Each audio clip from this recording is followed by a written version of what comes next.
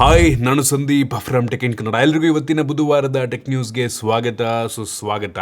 ಬನ್ನಿ ಡೈರೆಕ್ಟಾಗಿ ಇವತ್ತಿನ ಟೆಕ್ ನ್ಯೂಸನ್ನು ಶುರು ಮಾಡೋಣ. ಇವತ್ತಿನ ಮೊದಲ ಟೆಕ್ ನ್ಯೂಸ್ ಬಂದ್ಬಿಟ್ಟು ಫೈನಲಿ BGMIನವ್ರದ್ದು ಅವರ ಗೇಮಿಂದು ಲೈಟ್ ವೇರಿಯಂಟನ್ನು ಲಾಂಚ್ ಮಾಡ್ತಾ ಇದ್ದಾರೆ, BGMI ಲೈಟ್ ಅಂತ. ಸೊ ಈ ಗೇಮಿಂದು ಫೈಲ್ ಸೈಜ್ ಕೂಡ ಕಡಿಮೆ ಇರುತ್ತೆ ಮತ್ತು ಗ್ರಾಫಿಕ್ ಕೂಡ ತುಂಬ ಜಾಸ್ತಿ ಅವಶ್ಯಕತೆ ಇರೋದಿಲ್ಲ. ಅದರಿಂದ ಎಂಟ್ರಿ ಲೆವೆಲ್ ಫೋನಲ್ಲೂ ಕೂಡ ಈ BGMI ಲೈಟನ್ನು ತುಂಬ ಸ್ಮೂತಾಗಿ ಆಡ್ಬೋದು. ನಂಗೆ ಗೊತ್ತಿಲ್ಲ ಇದು ಎಷ್ಟು ಸಕ್ಸೀಡ್ ಆಗುತ್ತೆ ಅಂತ.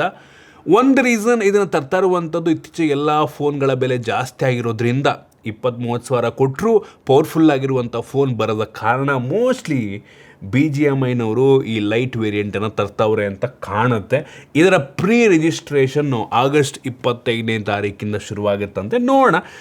ಮೋಸ್ಟ್ಲಿ ಕೆಲವೊಂದು ಸಣ್ಣ ಪುಟ್ಟ ಗ್ರಾಫಿಕ್ಕನ್ನು ಕಡಿಮೆ ಮಾಡಿರ್ತಾರೆ, ಎಲಿಮೆಂಟ್ಸ್ಗಳನ್ನ ಸ್ವಲ್ಪ ಅದ್ರ ಗ್ರಾಫಿಕ್ಕನ್ನು ಕಡಿಮೆ ಮಾಡಿರ್ತಾರೆ. ಸೊ ಈವನ್ ಸ್ವಲ್ಪ ಎಂಟ್ರಿ ಲೆವೆಲ್ ಪ್ರೊಸೆಸರ್ ಇದ್ರೂ ತುಂಬ ಸ್ಮೂತಾಗಿ ಪ್ಲೇ ಆಗೋ ರೀತಿ ಆಗಬಹುದು. ಸದ್ಯಕ್ಕಿದು ಮೋಸ್ಟ್ಲಿ ಆ್ಯಂಡ್ರಾಯ್ಡಿಗೆ ಮಾತ್ರ ಬರಬಹುದೇನೋ. ಏನಕ್ಕೆ ಅಂದರೆ ಆಬ್ವಿಯಸ್ಲಿ ಐಫೋನ್ ಆಬ್ವಿಯಸ್ಲಿ ಪವರ್ಫುಲ್ ಇರುತ್ತೆ. ಆ ಒಂದು ಐಫೋನಲ್ಲಿ ನೀವು ಲೈಟ್ ವರ್ಷನ್ ಆಡೋ ಅವಶ್ಯಕತೆ ಇಲ್ಲ. ಗೊತ್ತಿಲ್ಲ ಇದು ಕ್ರಾಸ್ ಪ್ಲ್ಯಾಟ್ಫಾರ್ಮ್ ಕೆಲಸವನ್ನು ಮಾಡುತ್ತಾ ಅಂತ. ಅಂದರೆ ನಾರ್ಮಲ್ BGMI ಮತ್ತು ಈ BGMI ಲೈಟ್ ನಡುವೆ ಗೇಮ್ ಪ್ಲೇ ಆಡ್ಬೋದಾ, ಈ ರೀತಿ ಯಾವುದೇ ಹೆಚ್ಚಿನ ಮಾಹಿತಿ ಇಲ್ಲ, ನೋಡಬೇಕು ಆಯಿತಾ. ಒಟ್ಟಿನಲ್ಲಿ iOSಗೆ ಬರುತ್ತಾ ಅಲ್ವಾ ಅಂತೆಲ್ಲೂ ಕೂಡ ಮೆನ್ಷನ್ ಆಗಿಲ್ಲ, ಬಂದರೂ ಬರ್ಬೋದೇನೋ. ಇನ್ನು ಮುಂದಿನ ಟೆಕ್ ನ್ಯೂಸ್ ಬಂದುಬಿಟ್ಟು ಜಿಯೋದವರು ಜಿಯೋ ಪ್ರೈಮ್ ಪ್ಲ್ಯಾನನ್ನು ತೊಗೊಂಬಂದಿದ್ದಾರೆ. ಏನಪ್ಪ ಇದು ಪ್ರೈಮ್ ಪ್ಲ್ಯಾನ್ ಅಂತ ಅಂದರೆ, ಇದು ₹300 ಪ್ಲ್ಯಾನ್ ಆಯಿತಾ. ಮುಂಚೆನೂ ಕೂಡ ₹300 ಪ್ಲ್ಯಾನ್ ಇತ್ತು, ₹299 ಆ್ಯಕ್ಚುಲಿ ಹೇಳಬೇಕು ಅಂದರೆ. ಸೊ ಇದನ್ನು ನೀವು ಮಾಡಿಕೊಂಡ್ರೆ ಮುಂದಿನ ಆಲ್ಮೋಸ್ಟ್ 1 ವರ್ಷದ ತನಕ ಪ್ರೈಸು ನಿಮಗೆ ಫಿಕ್ಸ್ ಆಗಿಬಿಡುತ್ತೆ. ಈವನ್ ಟ್ಯಾರಿಫ್ ಜಾಸ್ತಿ ಆದರೂ, ಅಂದರೆ ಜಿಯೋದವರು ಪ್ರೈಸನ್ನು ಜಾಸ್ತಿ ಮಾಡಿದ್ರೂ ಕೂಡ ನಿಮಗೆ ಜಾಸ್ತಿ ಆಗಲ್ಲ, ಲಾಕ್ ಆಗಿಬಿಡುತ್ತೆ ಆಯಿತಾ. ಸೊ ಮುಂದಿನ 1 ವರ್ಷ ಸೆಪ್ಟೆಂಬರ್ 2027 ತನಕ ಬರೀ ₹300 ತಿಂಗಳು ರೀಚಾರ್ಜ್ ಮಾಡಿಕೊಂಡ್ರೆ ಸಾಕು. ಆ್ಯನ್ಯುವಲ್ ಪ್ಲ್ಯಾನ್ ಅವ್ರಿಗೇನು ಬೆನಿಫಿಟ್ ಇಲ್ಲ, ಅವ್ರು ಬೇಕು ಅಂದ್ರೆ ಈಗಲೇ ಮಾಡ್ಕೊಂಬಿಡ್ಬೋದು 1 ವರ್ಷದ ತನಕ. ನೆಕ್ಸ್ಟು ಆ್ಯನ್ಯುವಲ್ 1 ವರ್ಷದ ಪ್ಲ್ಯಾನ್ $4,000 ಆಗ್ಬೋದು ಸ್ಟಾರ್ಟಿಂಗು. ಸೊ ಈ ತಿಂಗಳು ಪ್ಲ್ಯಾನ್ ಮೋಸ್ಟ್ಲಿ ₹300 ಇದ್ದಿದ್ದು $350, $350 ಇದ್ದಿದ್ದು $400. ಸೊ ಆ ಥರ ಜಾಸ್ತಿ ಆಗುತ್ತೆ. ಸೊ ಮಾಡ್ಕೊಳ್ಳೋರು ಈಗಲೇ ರೀಚಾರ್ಜನ್ನು ಮಾಡ್ಕೊಂಬಿಡಿ.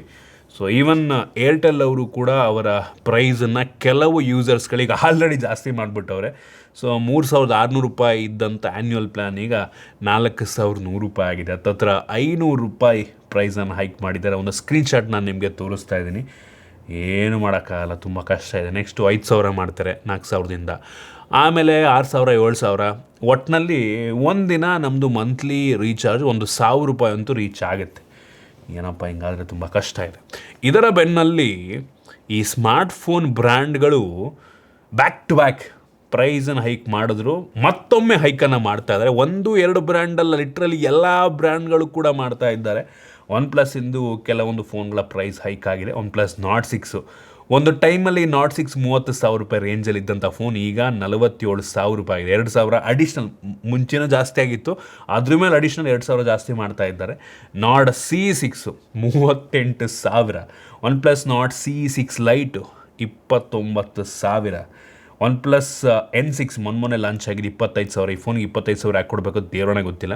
OnePlus N6X ಇದು ಕೂಡ ಎಂಟ್ರಿ ಲೆವೆಲ್ಲು 21,000 ಅಂತೀಯಪ್ಪ ದೇವರೇ. ಮುಂಚೆ ಇದ್ದಿದ್ದು 10,000, ಈಗ ಹೊಸ 20,000 ಆಗಿದೆ. ಮುಂಚೆ ₹10,000 ಫೋನ್ ಏನು ತೊಗೋತಾ ಇದ್ರಿ, ಈಗ ಅದೇ ಫೋನ್ಗೆ 20,000 ಕೊಡಬೇಕು. ಏನೂ ಮಾಡೋಕ್ಕಾಗಲ್ಲ. ಏನು ಮಾಡ್ತೀವಿ, ಆಪ್ಷನ್ ಏನಿದೆ ಹೇಳಿ. ಇನ್ನು ನೆಕ್ಸ್ಟು ರಿಯಲ್ಮಿನವರು ಕೂಡ ಪ್ರೈಸನ್ನು ಹೈಕ್ ಮಾಡಿದ್ದಾರೆ ಅಪ್ ಟು ₹4,000 ತನಕ. ರಿಯಲ್ಮಿ 16 Pro 5G 45,000 ಗುರು, 4,000 ಜಾಸ್ತಿ. 45,000 16 Proಗೆ ಯಾರು ತಗೋತಾರೆ? 16 Pro ಪ್ಲಸ್ಸು 54,000.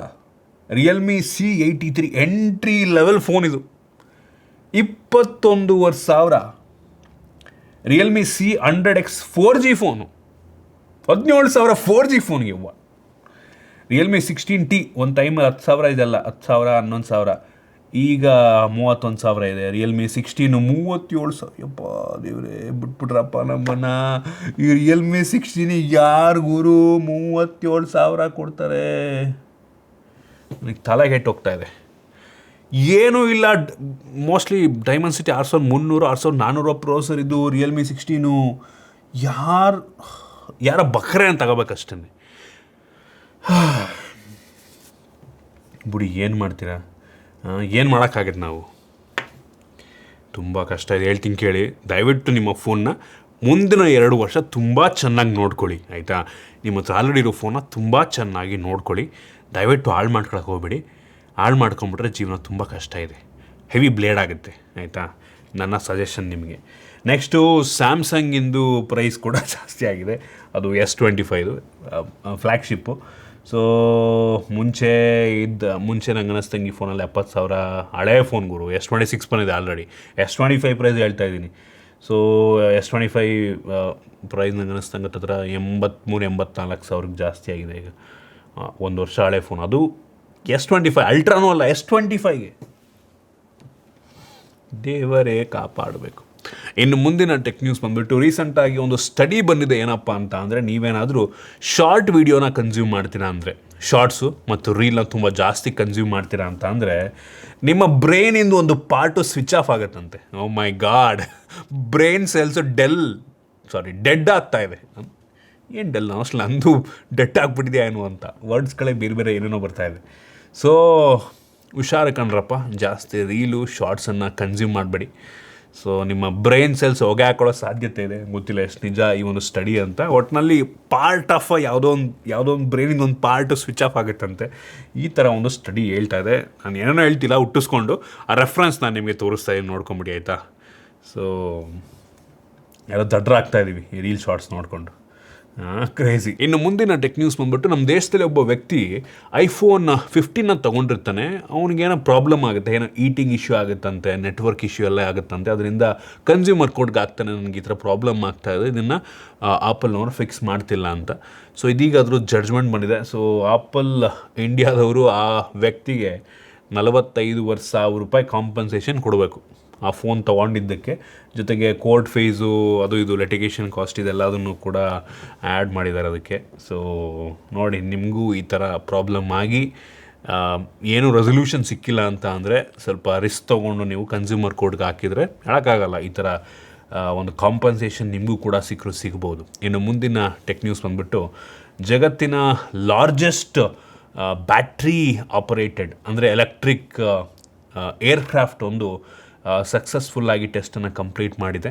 27 ನಿಮಿಷ ಅದು ಟೆಸ್ಟ್ ಫ್ಲೈಟನ್ನು ಮಾಡಿದೆ. ಆ ಒಂದು 27 ನಿಮಿಷಕ್ಕೆ ಬರೀ $5 ಎಲೆಕ್ಟ್ರಿಸಿಟಿ ಖರ್ಚಾಗಿದೆಯಂತೆ. $5 ಅಂದರೆ 500 ರೂಪಾಯಿ, ಬರೀ 500 ರೂಪಾಯಿ. ಕ್ರೇಜಿ ಗುರು. ಅಲ್ಲ, ಏರೋಪ್ಲೈನ್ ಬರೀ ಅಷ್ಟು ಕಡಿಮೆ ಎಲೆಕ್ಟ್ರಿಸಿಟಿಯನ್ನು ಕನ್ಸ್ಯೂಮ್ ಮಾಡುತ್ತೆ ಅಂತ ಅಂದರೆ ಅನ್ಬಿಲಿಯಬಲ್. ನಂಗೆ ಗೊತ್ತಿಲ್ಲ, ಇನ್ನೂ ಸ್ವಲ್ಪ ಅಡ್ವಾನ್ಸ್ ಆಯಿತು ಅಂತ ಅಂದರೆ ನಾವು ರೈಲ್ವೆ ಟ್ರೈನಿಗೆ ಟಿಕೆಟ್ ಎಷ್ಟು ಕಡಿಮೆ ಇರುತ್ತೋ ಆ ಲೆವೆಲ್ ಏರೋಪ್ಲೇನ್ಗೂ ಆಗ್ಬೋದು, ಹೇಳೋಕ್ಕಾಗಲ್ಲ. ತುಂಬ ಅಡ್ವಾನ್ಸ್ ಆಗಿ ಏನಾದರೂ ಏನೋ ಯುನೀಕಾಗಿ ಏನೋ ಒಂದು ತಗೊಂಬಂದು ದೊಡ್ಡ ಏರ್ಕ್ರಾಫ್ಟಿಗೆ, ಇದು ತುಂಬ ಸಣ್ಣ ಏರ್ಕ್ರಾಫ್ಟು ಬಟ್ ಸ್ಟಿಲ್ ದೊಡ್ಡ ಏರ್ಕ್ರಾಫ್ಟಿಗೆ ಬಂತು ಅಂತ ಅಂದರೆ ನಂಗೆ ಅನ್ನಿಸ್ತಂಗೆ ತುಂಬ ಕಡಿಮೆಗೆ ನಾವು ಏರ್ ಟ್ರಾವೆಲ್ನ ಮಾಡ್ಬೋದು. ಕ್ರೇಜಿ. ಇನ್ನು ಮುಂದಿನ ಟೆಕ್ ನ್ಯೂಸ್ ಬಂದುಬಿಟ್ಟು, ಗೂಗಲ್ನವರು ಮುಂದಿನ ವರ್ಷದ ಕೊನೆ ಅಷ್ಟರಲ್ಲಿ, 2027 ಕೊನೆ ಅಷ್ಟರಲ್ಲಿ ಅವರ ಫೋನ್ಗಳೇನು ಚೈನಾದಲ್ಲಿ ಮ್ಯಾನುಫ್ಯಾಕ್ಚರ್ ಆಗುತ್ತೆ, ಅಸೆಂಬ್ಲಿ ಆಗುತ್ತೆ, ಅದನ್ನು ಡಿಸ್ಕಂಟಿನ್ಯೂ ಮಾಡ್ತಾರಂತೆ. ಚೈನಾದಲ್ಲಿ ಅವ್ರದ್ದು ಪಿಕ್ಸೆಲ್ ಫೋನು ಮ್ಯಾನುಫ್ಯಾಕ್ಚರ್ ಆಗಲ್ಲ. ಸೊ ಆ ಒಂದು ಮ್ಯಾನುಫ್ಯಾಕ್ಚರಿಂಗ್ ಫ್ಯಾಕ್ಟ್ರಿಗಳನ್ನು ಇಂಡಿಯಾ, ನಮ್ಮ ದೇಶ ಮತ್ತು ವಿಯೆಟ್ನಾಮಿಗೆ ಶಿಫ್ಟ್ ಮಾಡ್ತಾರಂತೆ. ಸೊ ಇದು ಮೋಸ್ಟ್ಲಿ ಈ ಕೋಲ್ಡ್ ವಾರ್ ಒಂದು ರೀಸನ್ ಆಗ್ಬೋದು, ಈ ಟ್ಯಾರಿಫ್ ವಾರ್ ಕೂಡ ಒಂದು ರೀಸನ್ ಆಗ್ಬೋದು. ಈ ಚೈನಾ ಮೇಲೆ ಟ್ಯಾರಿಫ್ ಹಾಕೋದ್ರಿಂದ ಅದನ್ನು ಕಡಿಮೆ ಮಾಡೋದಕ್ಕೆ ಮೋಸ್ಟ್ಲಿ ಗೂಗಲ್ನವ್ರು ಈ ಥರ ಮಾಡ್ತಿರ್ಬೋದೇನೋ. ಅವರಿಗೆ ಇಂಟರ್ನಲ್ ಪ್ರೆಷರ್ ಇರುತ್ತೆ ಅಮೇರಿಕನ್ ಗೌರ್ಮೆಂಟಿಂದ, ಅದು ರೀಸನ್ ಆಗಿರ್ಬೋದು ನಂಗೆ ಅನ್ನಿಸ್ದಂಗೆ. ಒಳ್ಳೆಯದು, ನಮ್ಮ ದೇಶಕ್ಕಂತೂ ಒಂಚೂರು ಲಾಭ ಆಗುತ್ತೆ, ಕೆಲವು ಜನಕ್ಕೆ ಇಲ್ಲಿ ಕೆಲಸ ಸಿಗುತ್ತೆ, ಅದರಿಂದ ಏರ್ ಪೊಲ್ಯೂಷನ್ ಅದು ಇದು ಆಗಿಲ್ಲ ಅಂದರೆ ಸಾಕಷ್ಟು, ಇನ್ನೇನಿಲ್ಲ. ಇನ್ನು ಮುಂದಿನ ಮತ್ತು ಕೊನೆಯ ಟೆಕ್ ನ್ಯೂಸ್ ಬಂದುಬಿಟ್ಟು, ಐಕೂನವರು ಅವ್ರದ್ದು ನೆಕ್ಸ್ಟ್ ಬರುವಂಥ, ಅಂದರೆ ಮುಂದಿನ 3 ವರ್ಷ ಆದಮೇಲೆ ಬರುವಂಥ 10 ವರ್ಷದ ಆ್ಯನಿವರ್ಸರಿಗೆ ಒಂದು ಫೋನ್ನ ಲಾಂಚ್ ಮಾಡ್ತಾರಂತೆ. ಕಾನ್ಸೆಪ್ಟ್ ಫೋನ್ ಅದನ್ನು ಡೆಮಾನ್ಸ್ಟ್ರೇಟ್ ಮಾಡಿದ್ದಾರೆ. ತುಂಬ ಯುನೀಕ್ ಆಗಿದೆ ಆಯಿತಾ ಈ ಸ್ಮಾರ್ಟ್ಫೋನ್. ಇದರಲ್ಲಿ ನಂಗೆ ಇಂಟ್ರೆಸ್ಟಿಂಗ್ ಅನಿಸಿದ್ದು, ಈ ಫೋನಲ್ಲಿ 15,000 mAh ಕೆಪಾಸಿಟಿ ಬ್ಯಾಟ್ರಿ ಇರುತ್ತಂತೆ. ಪ್ರೊಸೆಸರ್ ನೇಮ್ ನಂಗೆ ಇಂಟ್ರೆಸ್ಟಿಂಗ್ ಅನ್ನಿಸ್ತು, ಸ್ನ್ಯಾಪ್ಡ್ರ್ಯಾಗನ್ 8 Elite Gen 10 Pro ಅಂತ. ಮೋಸ್ಟ್ ಇದು ಐಕೂಗೆ ಮಾಡಿರುವಂಥ ಅವ್ರದ್ದು ಓನ್ ಏನೋ ಗೇಮಿಂಗ್ ಚಿಪ್ ಅಂತ ಏನೋ QX ಗೇಮಿಂಗ್ ಚಿಪ್ ಅಂತ ಅಂತಾರೆ. ಸೊ ಡಿಸ್ಪ್ಲೇ ಚೆನ್ನಾಗಿದೆ, 3D ultrasonic in display fingerprint sensor ಇರುತ್ತಂತೆ. ಹಿಂದ್ಗಡೆ ಒಂಥರ ಪ್ಲಾಟೋ ಕ್ಯಾಮ್ರಾ ಡಿಸೈನ್ ಕೂಡ ಡಿಫ್ರೆಂಟ್ ಆಗಿದೆ. So interesting. ಮೋಸ್ಟ್ಲಿ ಒಂದು 2 ವರ್ಷ ಬಿಟ್ಟು ಬರುತ್ತಾ ಅಂತ. 10 ವರ್ಷ ಈಗ ಆಲ್ರೆಡಿ 7 ವರ್ಷ ಆಗಿದೆ ಅವ್ರದ್ದು. ಮೋಸ್ಟ್ಲಿ ಇನ್ನೊಂದು 2-3 ವರ್ಷದಲ್ಲಿ ಬರ್ಬೋದೇನೋ, ನೋಡೋಣ. 2-3 ವರ್ಷದ ಈಗಲೇ ಡೆಮಾನ್ಸ್ಟ್ರೇಟ್ ಮಾಡೋದಕ್ಕೆ. ಸೊ ಇದಿಷ್ಟು ಇವತ್ತಿನ ಟೆಕ್ ನ್ಯೂಸ್. ಐ ಹೋಪ್ ನಿಮಗೆ ಇವತ್ತಿನ ಟೆಕ್ ನ್ಯೂಸಲ್ಲಿ ಕೆಲವೊಂದು ಹೊಸ ವಿಷಯ ತಿಳಕ್ಕೆ ಸಿಕ್ಕಿದೆ ಅಂತ ಅನ್ಕೋತೀನಿ. ಇಷ್ಟ ಆಗಿದ್ರೆ ಲೈಕ್ ಮಾಡಿ, ಶೇರ್ ಮಾಡಿ. ಇದೇ ರೀತಿ ನಮ್ಮ ಬೇರೆ ಬೇರೆ ವಿಡಿಯೋಗಳಿಗೆ ನಮ್ಮ tech in Kannada YouTube channel subscribe ಮಾಡ್ಕೊಂಡಿಲ್ಲ ಅಂದರೆ ಈಗಲೇ ಸಬ್ಸ್ಕ್ರೈಬ್ ಮಾಡ್ಕೊಳ್ಳಿ ಮತ್ತು ಬೆಲ್ ಐಕನ್ ಕೂಡ ಕ್ಲಿಕ್ ಮಾಡ್ಬೋದು. ಸಿಗೋಣ ಮತ್ತೆ ಮುಂದಿನ ವಿಡಿಯೋದಲ್ಲಿ.